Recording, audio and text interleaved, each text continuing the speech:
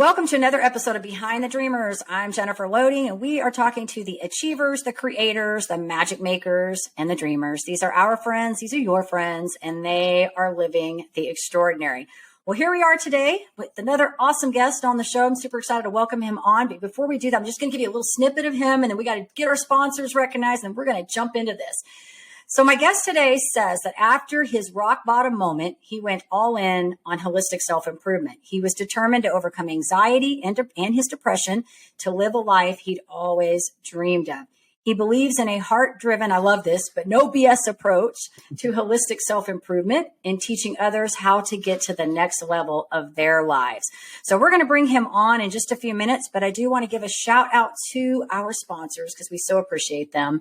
So today's episode is brought to you by Walt Mills Photography. If you are a creator needing post-production, consultation, or promotion, Walt Mills is your guy. Whether short films, YouTube films, photography work, or a new headshot, he can help you find a solution to match your needs. To learn more about him and his work, you want to go to photosbywalt.com. We also want to give a shout out to our friend Chris Clow of Upbeat Media Production. If you are in need of special turnkey event production, Clow is your go-to. To learn more about him and his work, you want to go to upbeatmediapro.com.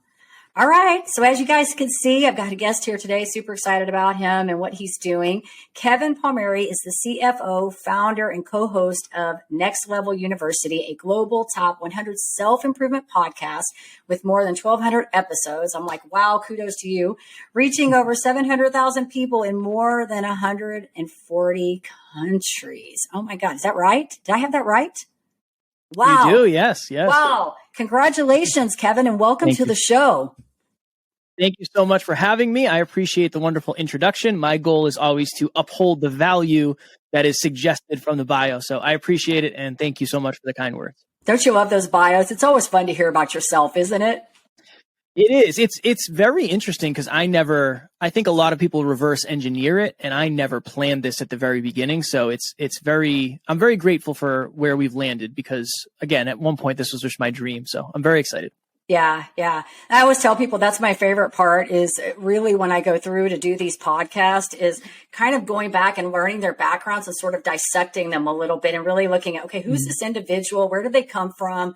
What are they doing? How did they get there? Because that's the stuff that I think we don't praise enough, right? Like we don't glamorize enough these overcoming journeys and these behind the scenes. I think everybody sort of thinks we're just kind of came out of the womb and arrived. Like it just happened, right? And you and I both know that's never the case. There's always a story.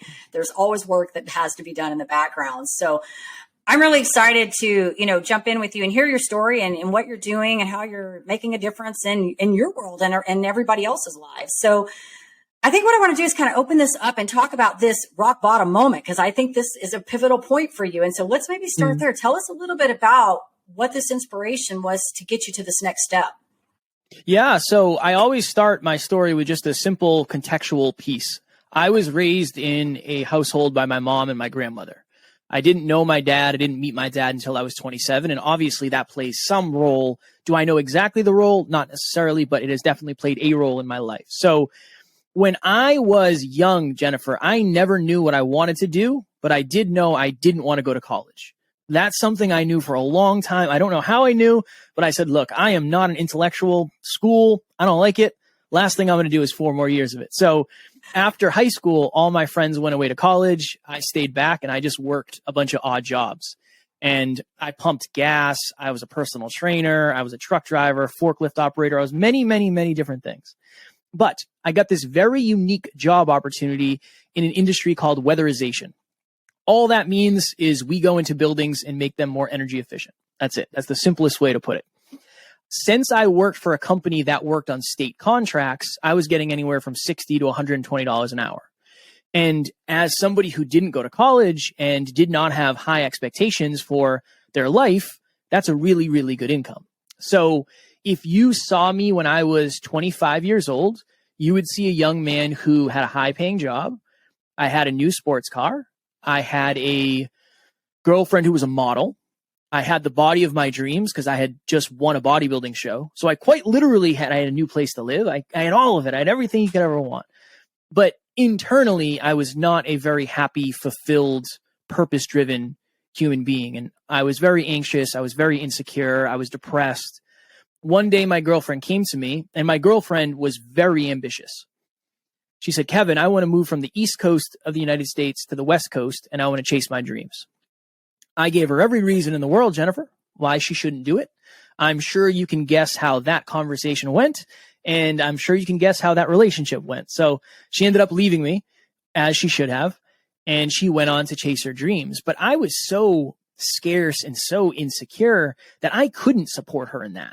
I was so afraid for myself that I was afraid for everybody else too. So I was not being a great partner.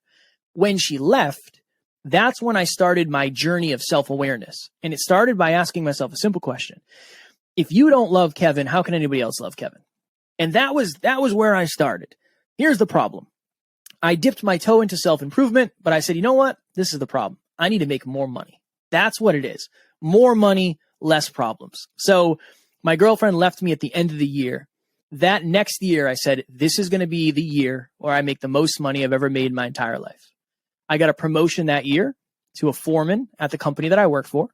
And if you fast forward to the end of the year, I had spent almost the entire year on the road. So I spent 10 months out of the 12 months living in hotels, driving up and down the East Coast of the United States because most of our contracts were in other states. Final pay stub in hand, standing at my kitchen table. My ex-girlfriend took the chairs. I was never home, so I never bought new chairs. It didn't matter. And I opened it up and I made $100,000 at 26 with no college degree. I had another one of those moments where I realized how much emphasis I put into external stuff, and I thought that was going to fix my internal voids. In that moment, I realized that for most of my life, I had lived unconsciously. The opposite of that is hyperconscious. 3 or 4 months later, I started a podcast called the Hyperconscious Podcast. And that's where all this really started for me. I quite literally fell out of love with my job because I knew I didn't want to do what it took to make that money again. I fell in love with podcasting because who doesn't love podcasting? So I slowly start to call out of work. I slowly start to show up late to the job site. I'm leaving the job site early. And it just kept getting worse where I knew there was an end date on this and I knew I did not want to do this anymore. But I felt stuck. I felt trapped. I didn't know what to do. And it kept getting worse and worse. I was staying up for days on end. I woke up in a hotel room in New Jersey and my alarm went off at 5:15. I sat up. I slid to the edge of the bed. I was lacing up my work boots. I'd done this 1,000 times. But that morning it was different. It felt like there was 10 televisions on in my head at the same time, and every single one was on a different station. And one was saying, you're stuck here forever. I know you want to leave, but you will never make this amount of money again. That would be a terrible decision. If you do work up the courage to leave, what are your friends going to say? You make more money than any of your friends. What are they going to say? What's your family going to say? Your family is so proud of you. You make more money than anybody in your family. And this was the loudest one for me, Jennifer. If you do leave, do you think you're going to ride this podcast thing off into the sunset? Is that really what we're going to do? That is our fallback plan. That's what we're going to do. And in that moment, I felt that if I was to take my life, I would take my problems with me. Now, one of the things I always talk about is the importance of the people around you. I messaged who was just a friend at the time, who's now the CEO of our company, Alan. And I said, hey, Alan, I'm really struggling, man. I'm having these dark thoughts. I'm having these weird feelings, these weird emotions. I don't know what to do, man. What do I do? And in his wisdom, he said, Kev, for the last couple of years, you've really raised your self-awareness and you know yourself at a deeper level. The problem is your environments haven't changed. I think it might be time for you to change your environment. So 3 or 4 months later, I ended up leaving that job and then becoming a very broke entrepreneur, a very broke podcaster, trying to figure out how to do all this. And I think that was 2018. So I've been a full-time entrepreneur now for 5 years almost, which is wild. Wow. Wow. Good for you, Kevin. You know what's so interesting with this is I hear these stories all the time. And I always tell people, everybody that's been following me for any period of time knows I have my own story and they've heard little bits and pieces of it in the podcast dripped in different places. But, you know, I think it is. We have these moments where we really, it's hard to make those decisions because you get stuck in this, okay, do I stay the same or do I move on? And if certainty is a very high human need for you, right? Like I'm Mhm. sure you're familiar with Tony Robbins' 6 Human Needs. I love talking. I'm actually creating a program right now that's part of some of the stuff I'm talking about. But if security is really high on the need, right? We will stay in toxic situations because that's security to us, right? This is why people stay in bad relationships. People don't leave jobs that don't work for them, right? It's that whole moving from we have that security to this unknown. But, one of the things I think is so great is once you release that, right? Like even if you don't even know what's going to happen, once you release that and you get out of that toxicity and you move into a space where you can clear yourself now and become more mindful and self-aware and all those words we want to use, conscious and all that, right? It's so freeing. It's so liberating, right? It really puts you in a space where you can be free now to be who you are. And you've made the decision. So now it's like, what do you do with this decision? Taking it forward. Where do you go from there, right? Which is what you've done. And so I want to applaud you for that. Incredible. Thank you. I appreciate that. I appreciate that very much. Again, everybody has a story, right? I mean, I think the difference is many of us use our adversity as an advantage, and some other people haven't figured that out yet. They haven't figured out how to do that. And again, nothing against that. I think sometimes it takes a different lesson or it takes a different experience or maybe a different trauma, unfortunately, but we all have a story and we all have adversity. It just depends on what do you do with it. Absolutely. Absolutely. And to your point on that, some are stubborn, I joke about this because I'm, like I just mentioned a minute ago, I'm building out this program. And it's funny because I've been in the entrepreneur space now since 1999. I've been an entrepreneur for a very long time. I've had a lot of hitting the wall, a lot of it. And, I joke because I had this big crumbling rock bottom moment between 2012 and 2015. It was when I was diagnosed with a disorder that basically ruined my life. But what's so interesting is that I had all these little adversity things that had come along the way, and, I'd get through them and bounce back. And then I had this massive thing that came up. It was telling me all the same things all the other adversity had done. It just had to be this massive thing that said, knocks you on the head sometimes and says, hey, stop being stubborn. Pay attention. Pay attention. Our patterns of behavior, they continue to play out over and over and over. And until we start becoming mindful of the way we're thinking and how that's transferring into how we're behaving, right? Hello, nothing changes, right? So you even talked about that even when you left the job, like when you changed your surrounding, right? Like figured out, hey, it's not my surrounding hasn't changed, or my circle of influence, the people I'm around hasn't changed. So good for you on that. So tell us a little bit about this podcast because it's booming. Tell us about it. It's honestly, at the end of the day, we have a belief that holistic self-improvement is something that just isn't out there that much.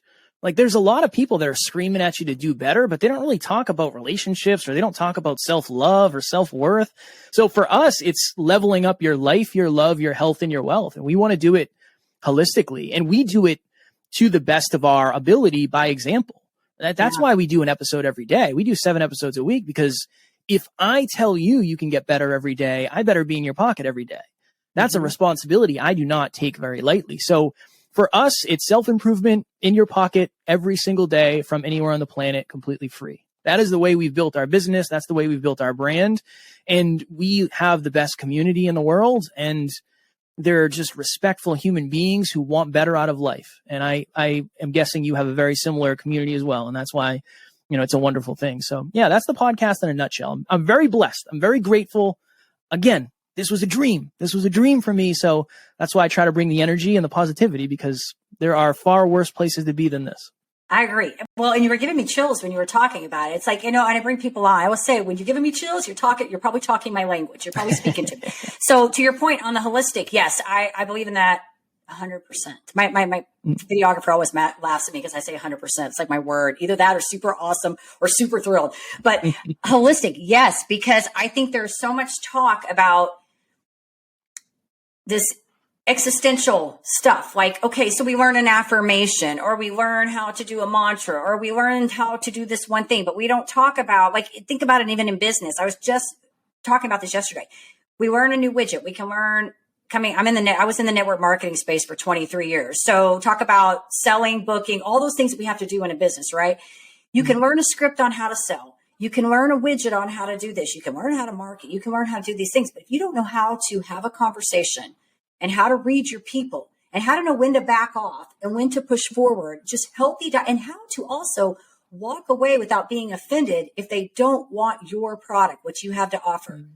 These are all skills we have to learn, right? And it comes from holistically learning how to be confident in who you are, right? Like not looking at the other person. So when I'm talking to you, Kevin, it's not about me. It's about how is what I'm bringing to you going to add value to you? Because if what I have doesn't even add value to you, why would I force you into something that you don't need, right? It's learning about you and your needs. And I think that this gets back to how do we teach people how to be great at the core, like internally out, and then everything flows. I always talk about everything flows more freely in our lives when we take care of the inside, 100%. So I'm going to say it now too. 100% super awesome. That's right. I think I think you guys are speaking my language, and I like it because holistic is what I use. I say holistic. Everything I do, it's not about being an entrepreneur. It's about being the best human entrepreneur that you are, because you cannot teach people to go where you will not go, and everything rises and falls on leadership. John Maxwell, my favorite mentor, everything. Yeah. So bam. And at the end of the day, it's like, and being an entrepreneur is hard. Yes, 100%. Building a business is hard. It's even harder doing it in alignment with the person that you want to be. And that's why it's so challenging to be holistic, to be well-rounded. I think the problem, Jennifer, for a lot of people is when you listen to a podcast or you read a book, especially on social media, it's very blanket statement. There's two frames. No one cares, work harder, or everything that's supposed to happen will happen. I think the truth is somewhere in the middle. I think if you're burning down, you should probably work a little less and then create a more sustainable runway. If you're not getting any results because you're expecting certain results, maybe the opportunity for more aligned work is there. What a lot of people aren't understanding is the true changes that happen for human beings happen at the identity level. That's like the self-awareness. That's the limiting beliefs. A lot of us don't make enough money because we have an aversion to money. A lot of us aren't successful because we're afraid of success. And we think, if I'm successful, I will leave people behind. If I'm successful, all the skeletons in my closet will come out. That's actually stopping us. So we try to dig into that deeper stuff that you really have to unlock. The internal unlocks the external for most of us. Many of us think the external, including myself in the past, will unlock the internal. And unfortunately, it's set up the other way, or fortunately, depending on how you look at it. Yeah, I would agree with you. I call those things the paradigms and the limiting beliefs, right? They manifest very differently. I talk about that a lot, especially with money, with women. And a lot of that, I even use my example because when I was growing up, my parents were entrepreneurs. And so I kind of grew up in that entrepreneur spirit. But I always kind of joke about how we sort of lived this like feast or famine mindset, like we either had things or we didn't. And so when you think about how that translates later on, I use this loosely and say, I had a very warped kind of idea about money, meaning that I didn't know if I was going to have it. So I was afraid to get it because was I going to be able to keep it if I did get it? Right. And so those beliefs would actually manifest very differently, or very different in the different areas of my life. So where they might be frugal spending in my personal life, it might be that I'm being massively risk averse in my business life and didn't want to invest and do anything because I don't know if I'm going to be able to keep it. So you're very right when you talk about these, however you want to call it, these beliefs that come up, and it isn't internal. And I think until people work through that garbage, whatever you want to call it, it will show up, and we fill it with voids. We fill it with cars and more money and all those things that we think are, relationships. I think that we think are going to make us happy. So you touched on some good stuff there. I love it. I love it. I do want to ask you this question because I was reading through some of your notes and the things you talk about. I like this vulnerability thing. And I'm sensing that you're very authentic in what you do. And you said that really already when you said that you do your podcast every day because you can't show, you can't preach what you're not showing, right? Like we have to lead by example. So maybe tap into a little bit on this vulnerability thing, because I think this was a really hard one, even for me, really going into this, because we don't want to be vulnerable, right? Like that's a scary thing. But how is that? Why is that important? I mean, in your everyday life, the level of vulnerability you have in your relationships is directly correlated to the quality of your relationships. I believe that at such a deep level. I was on a business trip with Alan, my business partner, and we were getting ready to watch this movie. We used to watch it. It's called Superbad. I don't know if you've ever seen Superbad. Yes. But we we used to watch it back in like high school days, right? And we quote it, and it was our favorite movie. So we ordered tacos. We sat down. We're going to watch Superbad. We watched the first 45 minutes. I was uncomfortable as hell. The vibes are a little too low for me. I'm trying to be a more character-driven man, and it made me feel really dirty. But I didn't say anything. The next day, we order tacos again. We get ready to sit down and watch Superbad. And I said, hey, Alan, can I talk to you about something, man? He's like, yeah, of course, brother. What's up? I said, I can't watch this. I can't do this. I feel dirty, man. I feel bad. I feel dirty. I feel sick. I can't watch this. And he's like, dude, same. I feel exactly the same. I can't do this. So we watched Meet the Parents, and we ate tacos, and we rejoiced. The point of that story is not to poop on Superbad. Again, it serves a purpose. But because I was able to communicate my truth with Alan vulnerably, now we know each other at an even deeper level. Now I have proof that I am safe to communicate those things with him. Our relationship is way better. I would say the people that I have the most impactful, positive relationships with are the people who know me at the deepest level. They know Kevin. They know the real Kevin behind the scenes, when he's sad, when he's happy, when he's struggling, when he's not. Vulnerability is an unlock. And it also helps you have real, aligned, authentic relationships. If you can't be yourself around your people, who are you going to be? And even deeper, if you want to find your people, you have to be yourself. And I know that's a challenge. So I always suggest that you find somebody that you trust closest to you, and you start with a level 1 share. What seems like it's a little bit scary to share? Cool. Do that. You don't have to tell somebody your deepest, darkest fear. You don't have to do that. Another thing and an important understanding is you can really only be as vulnerable with others as you are with yourself. So a lot of us, unfortunately, we dilute ourselves into thinking we are a certain way, but we're not vulnerable enough to look into the proverbial mirror. So that's another reason why self-awareness and just ownership of self is so important. I can't be vulnerable on this podcast if I'm not vulnerable with myself. I know some of my biggest shortcomings. I know many of my biggest weaknesses. That allows me to try to show up here authentically because at least I'm already aware of them and I can talk about them openly, right? And I think that's an important thing. So if you want to connect with somebody, the best way to connect is through relatability. And relatability usually requires vulnerability. Yeah, that's good. Like it, Kevin. Good stuff. Thank you. I want to be fired up. Yeah, I know. This is me every time I get on the podcast. You know, I feel like it's so funny. I'll tell you this, and I think it's great because a lot of people know this. But, you know, here in Dallas, we have such great networking opportunities. I mean, you could probably find a live networking event almost every single day of the week. And it's so funny because I have been doing so many podcast episodes that I have been doing all my great people networking through podcasting, meaning that I'm having engaging in great conversations. By the time I'm done, my cup is filled. I'm finished. I don't need to go network. I'm just done.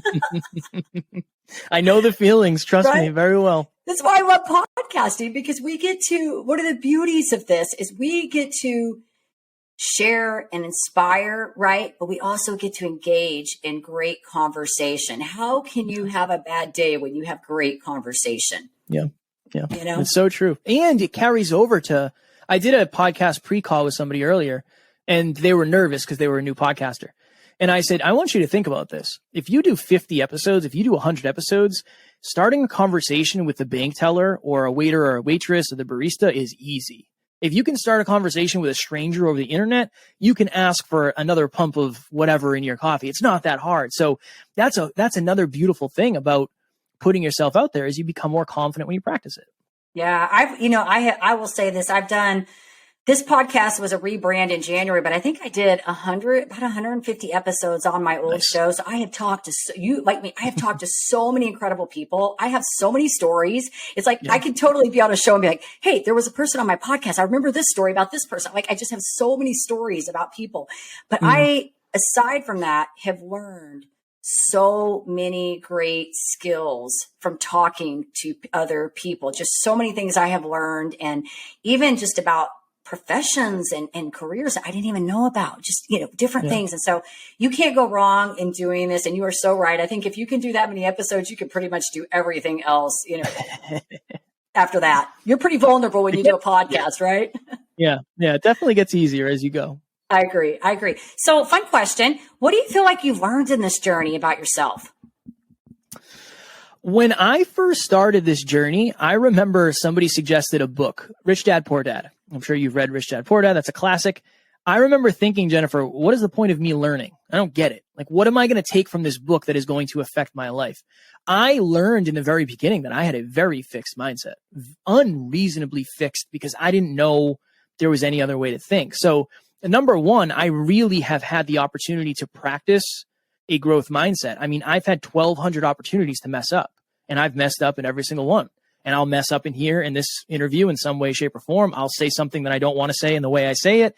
It's just par for the course. That the understanding that the more you fail, the more you succeed. I think that's what I've learned. I mean, I've just had more opportunities to fail than most people. That's why I'm quote unquote successful. That's one of the big things for sure.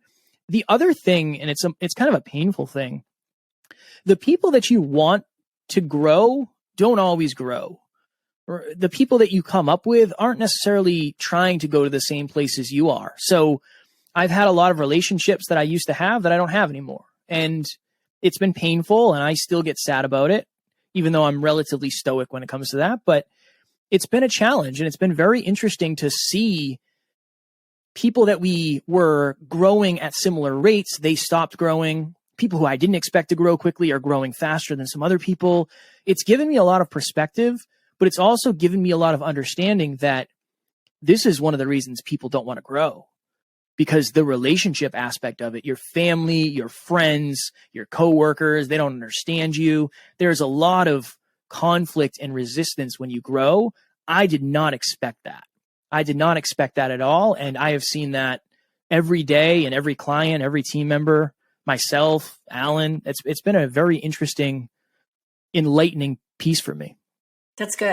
Well, and I think that goes along, with that saying where they say, as you climb, it gets lonelier at the top. And I would agree with you on that, because I was just having this conversation not too long ago with somebody about relationships that I had and how some of them have evolved in positive ways. Like they've moved because those people are continuing to grow as well.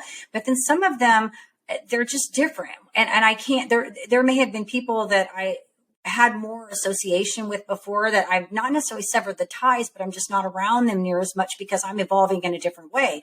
And I think that's also, like when we're doing coaches and stuff, because I coach people and I always tell them, at some point I would expect that you would outgrow me. Like you would need more, because I may not be at the level and maybe you're moving faster than I am. Now, I don't intend to ever stop growing because I probably, your mind's probably like mine. I've opened up the floodgates. I feel like that when you just stop growing, you've just put yourself in a box and put a lid on it, Yeah. So I don't foresee myself not continuing to grow in some capacity, but I do think that, what you said is so important, because I do think we have to be aware that, yes, those relationships do evolve and some go with us and some go different directions. And, but I think the beauty of that, Kevin, is that you also form new ones and you find the people that are supposed to be in your circle that are growing like you're growing. And those are the people that you hang on to. You know what I mean? Yeah, I do. And it's a brave thing. It's a brave thing. You and I are recording this around the holiday season. One of the reasons the holiday season is so challenging for so many of us is we go back into old environments with old expectations. People remember you for who you used to be, not who you are. And I mean this with love, a lot of people are who they used to be still. And that's okay, right? That's their choice. That's their prerogative. But they expect you to be there too. And that's where things get weird, because you have the opportunity to revert and pretend you're the old version of you. And that's where things get really, really messy. So if you're feeling that way, if you're feeling the conflict, if you're feeling the resistance, it's most likely because there's contrast. And oftentimes we don't know what to do with the contrast. Whether you're the partner or the person who's been outgrown or vice versa, contrast is challenging and it's awkward. And that's where things get a little bit weird. Yeah, I agree with you on that. And it is always because you get in that position of, I always joke and say that, when I get into those positions, I'm like, I don't like the person that I am right now, because this is not the person that I am. Because you revert back into old patterns, and for those of us that I feel like are self-aware, we do pay attention. It's disturbing because you'll be like, I'm doing that. Just stop. I've learned that when I get into those, sometimes in those situations, I just have to say, you know what? I'm pausing. I'm not engaging in this. time out, because I need to go regroup. I need to take off. Yep. But Yeah, it is makes hard. sense. It's hard. Yeah, it is. Relationships are hard. Yeah. Relationships are hard. And especially when you factor in growth. Nobody taught us that. I mean, what class did you take that taught you when you grow, your relationships get strained? And I never learned that before. So it's been quite an interesting part of the journey. I'm blessed because I have very supportive people in my life, and I hear a lot of nightmare stories about the way other people are treated. I'm blessed that I don't deal with that, but I also think I kind of set it up that way from the beginning too. I have a very small circle for a reason. Yeah. Well, good for you. And that's important. I agree with you. It's better to have the small and the right people than to have a bunch that are not, because nobody wants to be around that. So you're doing the right thing. You should give yourself a pat on the back for that. That's awesome. Thank you. I appreciate it. There was a question I was going to, I know what I wanted to ask you. Where do you see all this going? You're doing great on the podcast. Any other future, like something different coming in the works? Or are we just kind of growing and staying in this zone? Yeah. So we are in the process of developing some technology. So we will have some technology that rolls out fairly soon. I mean, there's a lot going on with AI. So we're going to be a part of that with habits and habit tracking and productivity. But honestly, for us, it's going to be the same, just get better. How do we get a little bit better every single day? And we're going to be doing more live events and more stuff like that. But no, we have built so much and so quickly that now we have to just ratchet it in, and we have to just get to doing the stuff that we have really set up. So more of the same, just hopefully and intentionally better. I like it. And sometimes you need to do that. I think there's a time for that. I still think you're growing even when you're doing that, because you're growing at being better. Of course. We're all still continually growing, right? But I think sometimes it's about moving into something, and then it's about sitting back and how do we perfect what we got? Like I'm in a building phase right now because I'm trying to build this thing, and I swear, Kevin, I'm like, that thing's going to be the death of me. Like I'm just, when you're building something, and I feel like I'm on this timeline, but it's like, I want it to be a certain way and I want it to be good. And, and I have to think about, if I were going to pay for this, what would this look like? And what do my clients need? And so I'm just like, when I get this thing done, I'm just going to be like that. I mean, like, let's just figure out how we're going to get things better for a while, So yeah, I'm I know with the you. feels. Yeah. I'm with you. What last question I want to ask you, and then I want to do some fun questions with you. But what advice would you give to somebody? Maybe they're at that place where they're trying to make that decision to do different, to go. Maybe it is entrepreneurship, or maybe it's just that big next big leap. I would say get crystal clear and very familiar with what the mud is. This is all I mean. I think a lot of us assume we're going to jump from dead grass of something that's no longer serving us to lush green grass to the life of our dreams. And that just is not realistic. There is mud in between. You just don't know what the mud is. So for me, yes, I left my job and I went all in chasing my dreams. My mud was being $35,000 in credit card debt, not being able to fix my car when it broke down, not being able to buy Christmas presents for my girlfriend, asking her to pay rent. That was my mud. Your mud might be, you know what? I have to put another year and a half in at this job. Well, I moonlight as a photographer or a podcaster or a speaker or a coach, whatever it is. Maybe that's your mud. I think a lot of us, we overcomplicate the process because we think the grass isn't greener yet. The grass isn't greener yet. I'm going to hop when it's green. The grass will not be green until you water it and work on it long enough. And it's this weird paradox, but that would be the advice, is get insider information on what the mud entails. Ask somebody who's done what you want to do and say, hey, I've heard about all the good stuff. Tell me about the ugly stuff. Like, what does it take to actually get to where you are? Hopefully they'll tell you the truth. Hopefully they didn't get lucky and they can actually reverse engineer it. But yeah, I think if we have an understanding and an aligned expectation, we're probably more likely to win. If we don't have expectations that are aligned with reality, it's really hard to win that game. Yeah, I like your metaphor with the mud. That's great. Haven't heard it quite put that way. And I've heard this kind of messaging, but not like that. I like that. I think metaphors are good. And I think, being realistic, I think is what I feel like that's what you're getting at, is being really realistic as to what you're getting into, and also I think the way I put it is expecting that there's going to be crap. There's going to be stuff that's going to happen, right? Like expecting that, and I think so many, I don't know about you, but I feel like, cause I when I was in the network marketing space, I worked with people coming into the business a lot. And I feel like a lot of them would come in, and I kind of joke about this, that they would feel like this is going to be a rainbows and unicorns kind of thing. And I'm pretty practical when it comes to stuff. I know you're going to work. This is a business. If you want it to be a hobby, I guess it's a hobby, but if you want to do anything real in life, you're going to get in some mud. Like you're going to have to get dirty, right? You're going to have to do something. And I think there's this false idea sometimes that people go in and they have this really, I think to give them credit, I think they just really have their dreamers, right? Because I'm a dreamer, and they have this high idea that, oh, this is exciting and I'm passionate. I'm going to do this, right? But they forget behind all that passion, there's the work ethic. There's all the stuff that comes with it. And there's going to be crap that happens. And so I kind of joke and always say, it's not that I am going to expect not going to question whether or not something's going to come my way that's going to be bad. It's going to be how I'm going to get through it. I expect that. I just automatically assume I'm going to get through it. It's just to what degree? What do I need to do? How bad is it going to be? And what am I going to have to do to get through it? You know what I mean? It changes the dynamics. 100%. It's important to have the right expectations. I mean, I don't mean this in the way it's going to sound, but I have stopped people from chasing audacious goals because based on understanding them and their core values as a human being, certainty was very high, and they didn't they weren't in it for that. They shouldn't be doing what I'm doing. And I had that conversation. What do you value as a human being? Is it important to you that you pick your kid up from the bus every day? Yes. Is it important that you're able to be sustainably, financially stable without worrying? Absolutely. Don't do what I'm doing.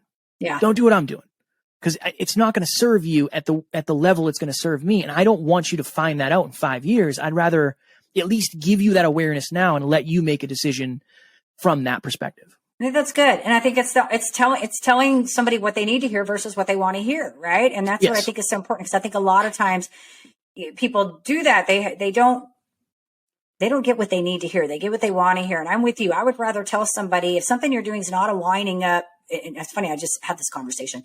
If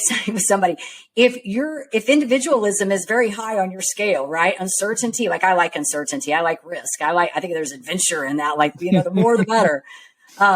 If that is not high on your scale, then you jumping ship and quitting your corporate job and saying, I'm going to go do this tomorrow without weighing any risk out and getting some things set up in place and having some kind of comfortability over here, either some other source of income or something here that's going to help float you till you get that, might not be the best idea right now. So I'm all for chasing dreams, but I agree with you. There has to be some, whatever I want to say, practicality. Is that a word? Like some practicalness to this, right? Because we do have to think these things through, or you just go in and make a lot of roadblocks or hit a lot of roadblocks. And if you stick around long enough, I think you'll figure it out. You'll either quit or you'll figure it out. Those are the two options. Right. Some of us stick around a long time. That's why I say, if you're stubborn, some of you stick around for a while and you'll just keep hitting the roadblocks. And eventually the one will hit you dead smack in the face. And you'll be like, okay, stupid, how many times am I going to have to hit you before you don't do that again? Yep. Right. Yep. It's good. Yep. Good stuff, Kevin. Good stuff. All right. Well, this has been fun. I want to ask you a couple fun questions. This is always not that all this other stuff hasn't been good, but I like to do these rapid fire because I just think they're fun, and it kind of turns us back on that authentic, vulnerable side of things and shows everybody. Okay, I'm in. We're all human, right? Okay. So fun question. What's the first concert you ever attended? First concert I ever attended, Nickelback, Breaking Benjamin, and 3 Days Grace. It was a jam. I don't know what, maybe 2007, maybe. Like this was prime. So that was a really good one. Okay, very cool. Have not seen any of those. I'm probably a little older than you. So those, I tell everybody when I get asked that question, my very first concert I ever attended was Motley Crue. Ooh. And it was back in the late 80s, early 90s. I think I was 17. I was in Houston. That's back when they had the Summit was there. It's now, I think, the Lakewood Church, but I think they played basketball there. I think the Rockets played there. I can't remember, but it was a big arena. And I've actually seen them several times since that time, but that was the first one. So I've not seen Nickelback. Haven't seen any of those that you talked about. Know who they are, but nobody likes Nickelback anymore anyway. So you're not missing much. So funny how people talk about that. That's so funny. All right. Favorite travel destination spot? Favorite travel destination spot? I would say I've never been to Italy, but I want to go to Italy. Yeah, I have a friend. So I would say that. Yeah, I have a friend that's been there, says it's amazing. So probably a good place to go. We have a team member that lives there, and I've heard really good things. It's just been, I mean, again, there hasn't been a lot of, never mind travel, there hasn't been a lot of off days in the past 6 years. So, but that's on the list. That'll happen for sure. There you go. I love it. You're claiming it. It'll happen. Yes. All right. So when you're not podcasting, when you're not doing all these great things with the podcast, what do you like to do for fun? So this is where I get caught because so the gym, and you said you love exercise. Exercise to me is really fun. I love heavy weights, and I love kickboxing and martial arts. I love watching martial arts. And then other than that, when I'm done for the day, I just like to turn my brain off because I'm just so tired. So there really isn't. For me, I'll watch the fights on a Saturday night. That is my version of fun, or doing fun, unique experiences with my wife, depending on, hiking, trying new restaurants, trying new tea spots. That's fun. Yeah, I can appreciate that. Totally. And I can really appreciate when you said turn the brain off, because I'm that way too. I am like, after having all these, enlightening conversations and then doing my work, it's like when I sit down, it's like, I don't watch TV very much, but when I do, I just want trash. I want trash. I don't want anything that's going to make my brain think. I don't want to have to get into some movie that's going to have some kind of context to it that I love those movies. Don't get me wrong, but not after I've been going all day, because then my brain is just tired. So I can appreciate everything you said there. Okay. Last fun question I want to ask you. This is my favorite question. It's so cheesy. What's in your Amazon cart right now? Nothing. I'm impressed. Yeah, no. If anything, I mean, I don't put anything in my cart unless I'm going to buy it that day. I like it. That's it. Yeah, no. For me, I'm a pull the trigger. If I'm not going to do it today, I'm not gonna put it in there, because the other thing is, I know what I need. Right? I don't need to be reminded of what I need. So yeah, there's nothing, genuinely nothing in my Amazon cart. That's so great. You're like, I'm just making the decision. We're either getting it or not. The only reason I do that, Kevin, the only reason I have stuff, I'll tell you two reasons. One, because my son gets into my Amazon cart. That's why. But the other reason is I look at something and then I get sidetracked. And so it's still in there, and then I have to go back and do it. But I'm like you, like if I put it in there, I just want to get it done. I don't want to have to go back to it and look at it. Yeah. But I love that question, because I find out some of the funniest things about what people have in their Amazon carts, and every now and then what's the best you've heard? I've had wine. I've had what are they? Wine flutes or champagne flutes or whatever. I'm trying to think. That was probably the funniest one. I was like, "What are you doing with those? Like, you have at a party or something?" But a lot of them will be like books. I get clothing every once in a while. I don't know. I need to go back. We've had some funny ones. I just remember that one because I was like, "What are you doing with those? Like, you must be giving people over." I think in mine it's usually like pet stuff or pet stuff. Or pet stuff. My son's got pets. It's like something's always in there. So, Kevin, this has been so awesome. If our audience wants to find your podcast, learn a little bit more about you, your story, what you're doing, where do we want to send them? I always just say, listen to the podcast. Just search Next Level University. Everything you need is in the show notes. We're on all the podcast platforms. We're on YouTube. That's the best place to get to know us and figure out if we're for you. I think that's very important. I don't want you to listen if you don't resonate with us. And that's always the point for us. Yeah, I think that's fair. I think if they're listening to mine, they're probably going to like you. I think we're good. Fair. So definitely what we'll do is when we get this ready to go out, I'll make sure that we put, some notes in there to go check you guys out on the podcast and stuff. So it's been great. It's been fun. I want to keep up with you and see what you're doing and see, how this all unfolds and what else happens in the, as you keep progressing and growing and moving up. Thank you. Do want to say to our listeners, of course, if you enjoy our show, please be sure you give us a rating on iTunes, Facebook. If you get in there, we can't do this without you. Check us out on YouTube. And we want to leave you with a parting thought. I say this every week, Kevin. Same thing. In order to live the extraordinary, you must start, and every start begins with a decision. You guys take care, be safe, be kind to one another. We will see you next time.